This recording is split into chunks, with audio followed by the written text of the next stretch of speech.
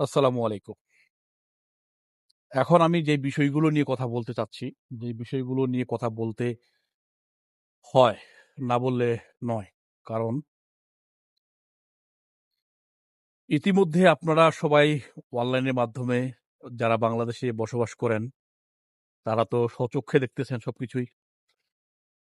তো এইসব বিষয়ে যদি কিছু কথা না বলি, তাহলে নিজেকে বাংলাদেশী মনে হয় না। কথা বুঝছেন? তো কথাগুলা বলতেই হচ্ছে এজন্যই,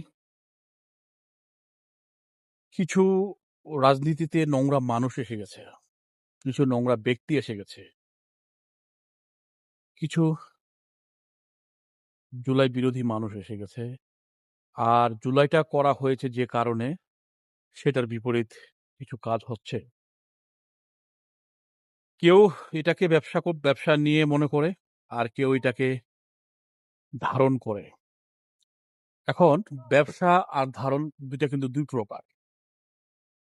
যারা ধারণ করে তারা জুলাই বিরুদ্ধে, অন্য কেউ কোনো ব্যক্তি যদি জুলাইর বিরুদ্ধে কথা বলে, তাদের কিন্তু অনেক আঘাত লাগে এবং তারা সেটা প্রতিবাদ করে।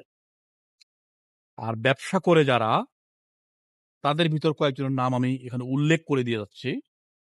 হাসনাত আব্দুল্লাহ, সার্জিস আলম, তারপরে বেয়াদব নাসিরউদ্দিন পাটোয়ারি, অ্যান্ড আরো অনেকগুলো আছে। আপনি আসলে আমার নামগুলো মনে আসতেছে না। এরা হলো বিজনেস করতে আসছে। কারণ এদের ভিতরে যারা উপদেষ্টা মণ্ডলীতে ছিলেন, তারা সে সময় মালামাল হয়ে গেছে। মালামাল হয়ে যাওয়ার কারণে তারা চাচ্ছে দেশটাকে লুটপাট করে খাইতে। কিন্তু এই বাংলার মানুষ কখনোই তা সফল হতে দেবে না। কারণ এজন্যই দেবে না, দেশটা কারো পৈতৃক সম্পত্তি নয়। দেশটা জনসাধারণের, এবং যতগুলো মানুষ আমাদের দেশে বসবাস করতেছে, প্রত্যেকটা মানুষের। এই দেশ, এই দেশের মাটি, এই দেশের হাওয়া বাতাস, সবকিছুই। অতএব আমি শুধু এটুকুই বলতে চাই, ওরা জুলাইয়ের সময় হয়তোবা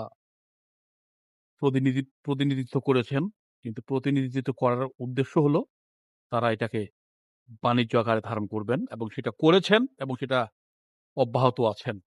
তবে এই অব্যাহত কতক্ষণ টিকবে, কতক্ষণ থাকবে, সেটা আমরা বলতে পারবো না। সেটা বলতে পারবে সাধারণ মানুষ এবং সাধারণ জনগণ। কারণ যেভাবে দৌড়ানি এবং পিটানি দিচ্ছেন, সাধারণ মানুষ সামনে কি করবে আমরা কেউই বলতে পারি না। তবে নাসিরউদ্দিন পাটোয়ারি মোস্ট ওয়ান্টেড একজন বেয়াদব, একজন লাওয়ারিশ, যেটাকে বলা হয়, মোস্ট ওয়ান্টেড।